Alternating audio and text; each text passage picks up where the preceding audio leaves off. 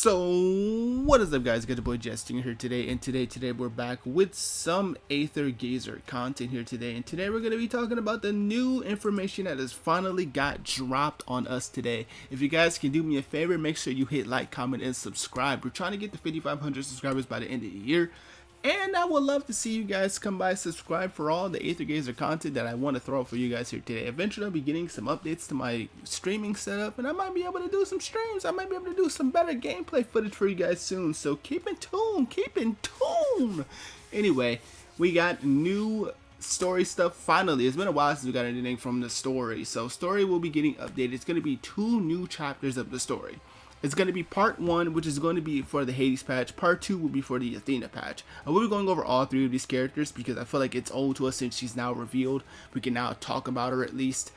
Anyway, let's go and let's talk about, so first things first is Hades, which is going to be our main girl in the next upcoming patch, which is already revealed on the next following tweet. We'll talk about it, just kind of talk about the whole background thing. But Hades is arguably one of the best DPSs, if not the best DPS in the entire game, just for how much damage she does. She's a very strong ult. She's really easy gameplay to understand, so it's not like you have to do anything super complex or complicated. She also comes with a really good A rank option, similarly to how Hermes came with Hera, but I wouldn't say Hermes is as good as Anurios. Anurios is really good because of one specific thing, and that is Gen Zone buff. If you guys don't know, Anurios combined with Hades, which their Gen Zone actually does super damage. But Anurios' Gen Zone bonus effect is that she can buff all Olympus modifier damage by 60%. That is a huge increase. I think it only lasts for like 12 seconds. But you know, for someone like Hades on your team, with someone like Hera too, who's also an Olympus unit, you got yourself some crazy heat. As I said before, Hera doesn't really need her Gen Zone partner. Hades doesn't need hers either, but with that big 60% boost, pretty darn strong, I must say. Also, Athena can also use this trick as well because she is also an Olympus. I'll go over her in just a moment. We'll go from like a little V-shaped formation here. But anyway, Hades, very easy unit, very powerful unit. We'll talk about her Funter when we get to that section, when we talk about the translated 7, which should be coming with the patch update. So there's that. But Anurios is actually a really good unit. You want to pick up some copies. She is actually free as well. So if you happen to maybe, I don't know, pull Hades off a single ticket or getting Anurios, then yeah, you can at least pick up some copies of Anurios from her free rewards. So that should be a thing if you don't have any remaining intels or anything, or you want to get her from the reoccurring dream shop. You can also build her up further from there. I do think you should at least build her up at least a little bit just for that Gen Zone buff. That Gen Zone buff is actually really good. So there's that. Next up is going to be Shu. Now Shu is a divisive topic amongst most people in the CN community.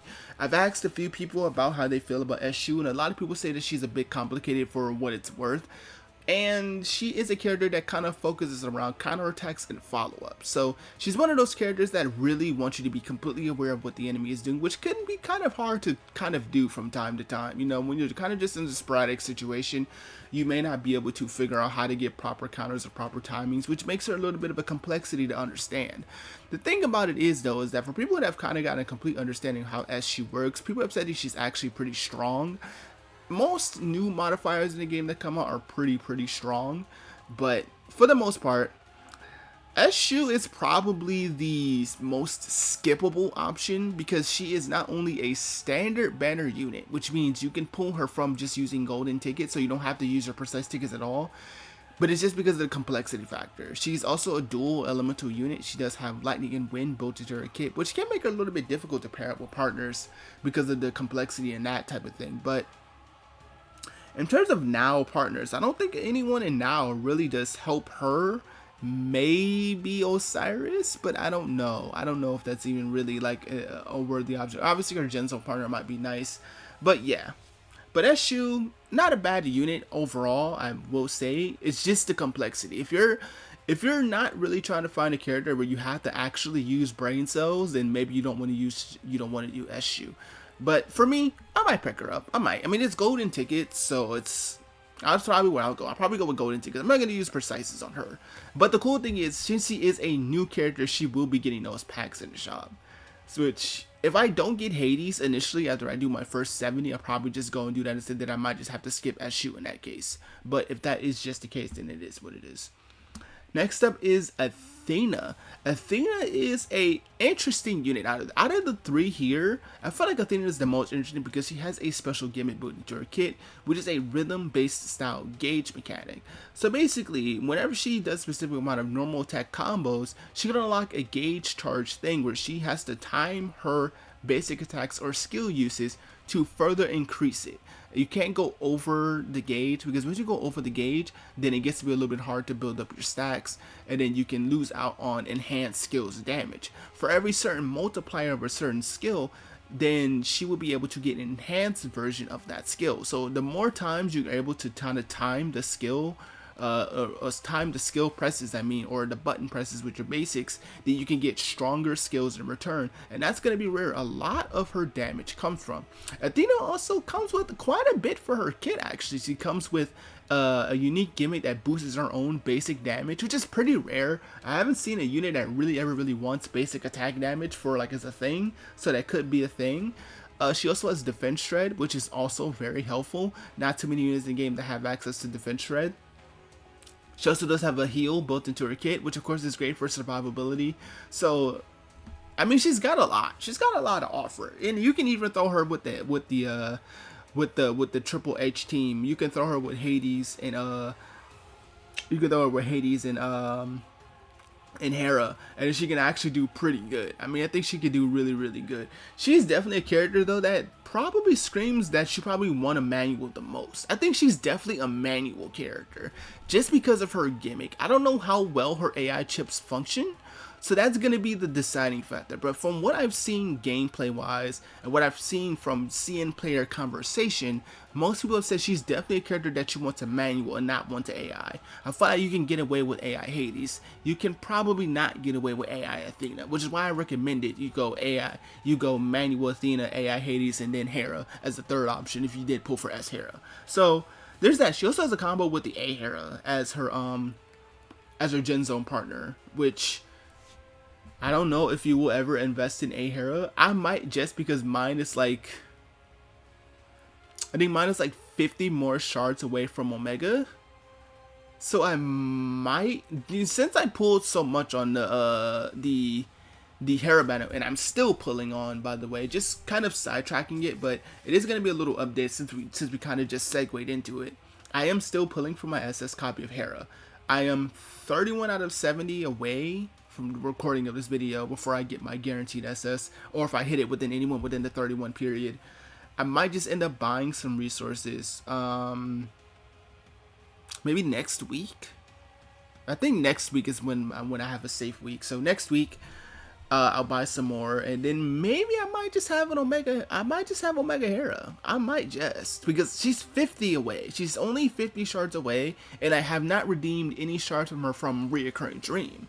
So maybe if I pull some more and I have to hit the 70 for the guarantee, which I don't really care, as long as I get my SS Hera, I'm done after that. I also really want to show you guys what mine is looking like after I get the SS, because I did do a little bit of fun pulls for her Functor and get some dupes, and I also got a little strong. But anyway, I kind of want to wait to show you guys once I get the SS going. Once I get the SS going, I'll probably put up a video and I can show you guys what she looks like on AI. But anyway, so there's that. So of course, Athena's actually really fun though. She's a really fun unit to use. From what I've heard from CN and what I've seen from videos, she looks very fun. She just looks like she just requires a little bit of skill. In terms of like skill between these three characters, since it's gonna be 1, 2, and then 3, no skill, a lot of skill, and some skill. That's essentially it. Next up, we have the reveal for the event, which should be Shadows under Convalia, which is Hades standing over a Colosseum, which makes sense. She is from the Olympus faction, so of course really living up to the faction's days. But anyway, really cool. She looks so cool standing over her skin and stuff like that. I think this is her. Let me see, hold on. Nah, that's, never mind. That's just her in the standard outfit. I was like, was that her in her alt? Never mind, no it's not. But anyway, let's go ahead and let's talk about the next part, and that's going to be the banner stuff. So this is what the banners should look like. Now, I always want to preface this and say this may not be what's coming on global. You might get a different standard banner. Anyway, so the precise banner should be the same, but then we get the Athena banner right here. So there's that. But anyway, let's talk about these three banners in particular because I feel like it's going to be pretty important to talk about this. So anyway, excuse me. Next up is going to be the first up is going to be the Hades banner. It's going to have Kagasuchi as the S rank, the one that you can get from the standard pools. If you've missed Kagasuchi, then maybe you might want to go for the banner. I don't think it's worth it, honestly, since he is a standard S rank unit and he can spook you at any given time. So I don't know. I don't know if it's worth. I kind of head scratch on that one. But if you do want Kagasuchi, he's in the standard banner. Of course, Hades will be in a precise banner, Kagasuchi standard, and then Shu would be both in precise and standard. Of course, it's probably best just to go for a standard. If you really want to get S Shu, go for her on the precise banner, because that's, I mean, on the standard banner, standard not precise, because again, that's where you can get most of your resources, especially if you do battle pass stuff. So there's that. And then I have Athena, which is going to be for tier. I don't think tier is going to be the rerun this time around, because we just had a tier rerun like a couple weeks back, so this might get changed. And then the end rank that will come with her is Heimdall, and she's actually a pretty decent support. She's not bad at all. She's kind of like she's kind of I mean, she's kind of the best A rank support because she buffs attacks, she gives crit rate, crit damage. The only problem with Heimdall is that she has a pretty the gimmick is around her, like her buff. Like she has to be like in a certain circle that you can get the buff from to get the extra damage, which I think is a thing. But she does come with the Athena banner, and she should be free with Athena probably. But there's that. Next up is going to be the skins. We do get skins for Hades, Kagasuchi, and then we get a skin for Athena. Athena's skin is actually free, but if you want to see the high quality art, this is the high quality art for Kagasuchi skin. I love his skin. It's actually two of my favorite colors in the game right now. Oh, two of my favorite colors in life, black and red. You see the little red under there, and you see the black color, and then you see Hades skin right here, which, oh my god, this is such a great skin, dude. This is such a beautiful skin. One, it's my favorite color. One, the stance, how she's standing over the piano. Come on, man. Aether Gazer knows how to make players simp. But it's not me. I'm strong. I'm a strong boy. I don't simp. At least publicly. Anyway, jokes aside. And then we can show you guys the Athena skin. This is actually a free skin. You can actually get this Athena skin for free, which I like this skin a lot too. Of course, she's naturally red, which makes her kind of a want for me, because again, red's my de facto favorite color. But anyway, we won't talk too much about this unit right here because he's not revealed in the patch notes, so we'll go and do that. So next up is going to be the new stuff that's going to be revealed. So, excuse me. First things first is the new sigil that will be coming with the Hades patch, and of course the new one that's going to be coming with the Shu patch. But this one is going to be for Hades, and this is going to be the best Divine Grace set for Hades and Hell. Now I recommended that, this is why I did, if you watch my sigil guide video, this is why I recommended that people wait to take their stuff to 40%, because new sets like this completely outclass the other ones. So Philosophers is no longer the best for Hades. We now have Sharon's Ball, which is going to be the best option for Hades and the best option for Hell and other Divine Grace characters that wants these boosts going forward. Most Divine Grace characters do want Sharon's Ball because of its self-attack up boost and the crit damage by 12%, which is a pretty big boost. That's a pretty big boost. It only lasts 5 seconds, but that's still really good. So there's that. Next up is talking about the Functor, which the Functors for S Shu and S Hades, when in the dancing state, 3 sharp rings will farm around the enemy position, dealing 120% of dark damage. Is also considered skill damage. Again, really good way to add up extra damage with her, because that just makes her more stronger. And the dancing state's fixed damage will be boosted to 8,000. I believe the base rate is 6,000. So base rate should be 6,000. This bumps it up by an additional 2,000. And then if you get more copies of the Funder, it goes up over time. If you are willing to take it to double S, my bad, Then this is 4,000, which makes this 12,000 fixed damage, which is not bad. That's not bad. 12,000 fixed damage over the course of 9 seconds, kind of powerful. A lot of people say that you don't necessarily need Hades' functor, which is debatably true. It's debatably true. You don't really need her functor because her functor really just only helps her deal more damage. That's it. But she already deals a lot as is. So there's that. If you want to use maybe a specific gen zone functor, or you want to use just something that's like attack up or something, then it's just fine. But if you want to go maximum DPS Hades, I don't know why I said it that way. I'm just trying to be funny with you guys here. But yeah, get her functor if you want to go maximum DPS. Shoes functor, it's really good for obviously her playstyle with the follow-ups and counters. So there's that. And